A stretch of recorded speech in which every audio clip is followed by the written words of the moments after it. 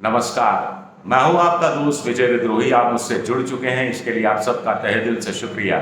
और अगले 8-10 मिनट में आपसे जुड़े रहने की कोशिश करूंगा। तो एनडीए के खिलाफ इंडिया अविश्वास प्रस्ताव लेकर आया है। लोकसभा स्पीकर ने इसे मंजूर कर लिया है। तारीख की घोषणा जल्द होगी। स्वाभाविक है कि राहुल गांधी की गैर मौजूदगी में अविश्वास प्रस्ताव रखा जाएगा। अब आप सवाल उठा सकते हैं कि आखिर विपक्ष को जब पता है कि उसकी हार तय है तो फिर अविश्वास प्रस्ताव की जरूरत क्यों पड़ रही है। 2018 में भी इसी तरह का अविश्वास प्रस्ताव लाया गया था। तब बीजेपी को 326 के मुकाबले 125 से बहुत शानदार बढ़त हासिल हुई थी। लेकिन अविश्वास प्रस्ताव लाना जरूरी था, क्योंकि हो सकता है कि ये विधानसभा चुनाव के साथ लोकसभा चुनाव हो जाए तो आपको मौका नहीं मिलेगा कोई अविश्वास प्रस्ताव लाने का, क्योंकि फिर ये मानसून सत्र मौजूदा लोकसभा का आखिरी सत्र होगा। वैसे भी 5 साल में एक बार तो अविश्वास प्रस्ताव ला ही जाना चाहिए। 2018 में भी लाया गया था अविश्वास प्रस्ताव, और इस बहाने पिछले 9 साल की विफलताओं पर केंद्रित करेगा विपक्ष, और सरकार का पक्ष तो स्वाभाविक है कि वो बताएगा कि उन्होंने क्या क्या अच्छे काम किए।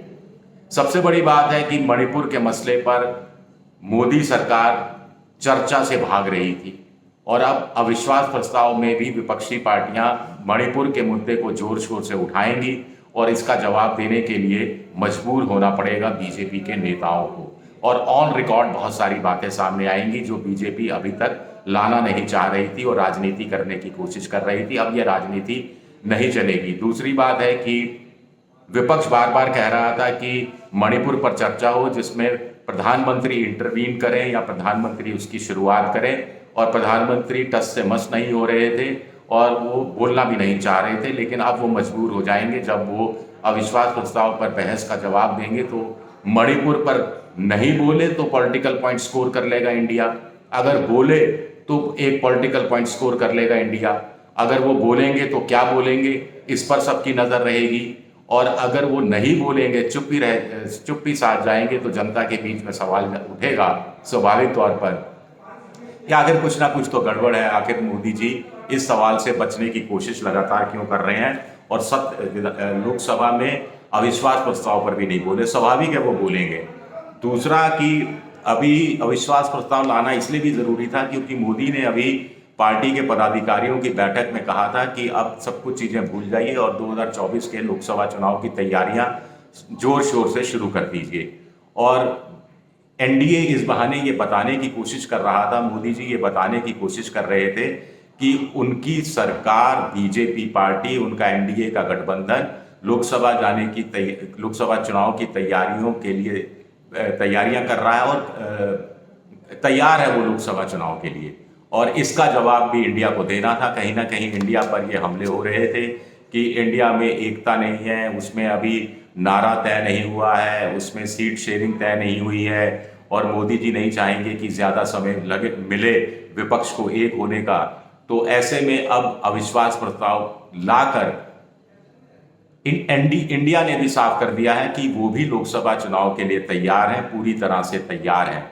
एक बात इसलिए भी कहा जा रहा है कि अविश्वास प्रस्ताव लाया गया है, और सबसे बड़ी बात है कि पॉलिटिकल पॉइंट स्कोर करने की कोशिश होगी और मणिपुर के मुद्दे पर सरकार को घेरने की कोशिश होगी। इसके साथ साथ महंगाई का मुद्दा है, बेरोजगारी का मुद्दा है। अरविंद केजरीवाल के लोग स्वाभाविक तौर पर ऑर्डिनेंस वाली बात, हालांकि उनके लोकसभा में एक ही सांसद हैं, लेकिन वो इस बात को उठाएंगे कि ऑर्डिनेंस लाकर कैसे दिल्ली सरकार को ट्रांसफर पोस्टिंग के अधिकार से महरूम कर दिया गया है। इसके अलावा भी जो कई मुद्दे हैं, अडानी वाला मुद्दा भी कुछ लोग उठा सकते हैं। राज्यपालों की भूमिका, डीएमके राज्यपालों की भूमिका को लेकर वैसे ही एक नोटिस दे चुकी थी बहस का, तो राज्यपालों की भूमिका उसमें भी केरल है और डीएमके है, उसके अलावा तेलंगाना है, ये सरकारें, और पश्चिम बंगाल है, ये सरकारें खास तौर से राज्यपाल की भूमिका को उठाती रही हैं। सबसे बड़ी बात है कि इंडिया की एकता को लेकर जो इंडिया फ्रंट, जो पॉलिटिकल फ्रंट बना है, उसको सामूहिक रूप से कैसे मुद्दों को उठाती है और कैसे मोदी सरकार को घेरती है, मोदी सरकार से क्या क्या जवाब लेने के लिए मोदी सरकार को मजबूर करती है, ये देखना पड़ेगा कि किस तरह का कोऑर्डिनेशन रहता है। ऐसा नहीं होना चाहिए मेरे हिसाब से कि एनडीए के जो अलग अलग इंडिया के जो अलग अलग पार्टियां हैं वो अपने अपने हिसाब से भाषणबाजी करते रहें और जिसमें तारतम्यता नहीं मिले। एक थीम नजर आनी चाहिए। क्या ये थीम नजर आएगी, ये देखना दिलचस्प रहेगा।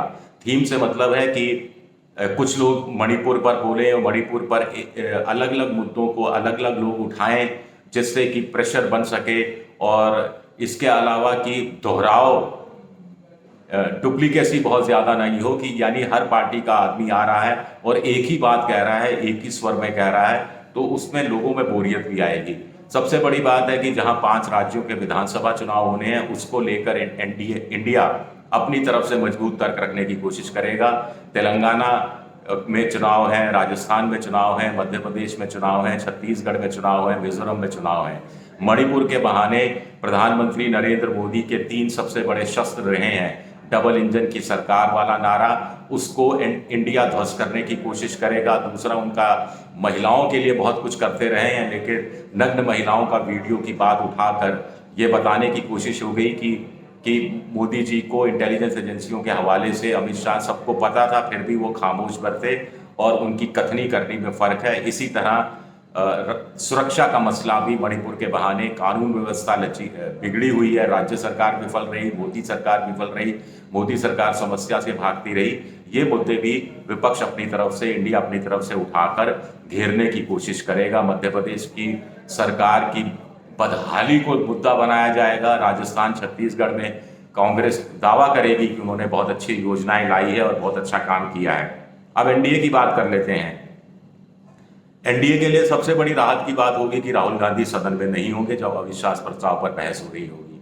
दूसरी बात होगी कि वो मणिपुर में विपक्ष घेरने की कोशिश करेगा, लेकिन मोदी सरकार भी ये बताएगी कि कैसे मणिपुर में कांग्रेस के शासन में भी इसी तरह अत्याचार होते रहे थे, नस्लीय हिंसा होती रही थी, और क्यों कांग्रेस के समय की नीतियों के लिए, कांग्रेस के समय की नीतियां मणिपुर के लिए जिम्मेदार हैं।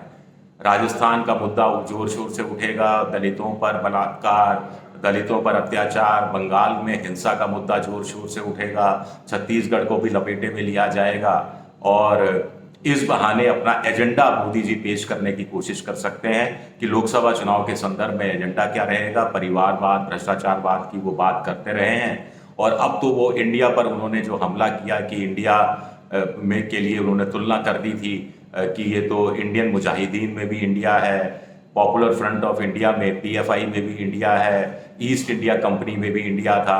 तो एक मुकाबला दिलचस्प ये देखने को मिल सकता है ऑन रिकॉर्ड सदन के पटल पर, कि जैसे खड़गे ने जवाब दिया कि इंडियन मुजाहिदीन और ईस्ट इंडिया कंपनी को कांग्रेस ने ही, यानी इंडिया ने ही हटाया था, इंडिया ने ही भगाया था। तो इस हिसाब से भी ये जो अविश्वास प्रस्ताव पर बहस है, बड़ी गर्मा गर्म रहेगी और टोका टाकी बहुत होगी और बड़ी दिलचस्प भी बहस होगी, ये भी कहा जा सकता है। शुक्रिया मेरा ये वीडियो देखने के लिए। पसंद आए तो लाइक कीजिए, सब्सक्राइब कीजिए, शेयर कीजिए और घंटी जैसी आकृति बेल आइकन दबा दीजिए ताकि नया वीडियो आए तो तत्काल जानकारी मिल जाए।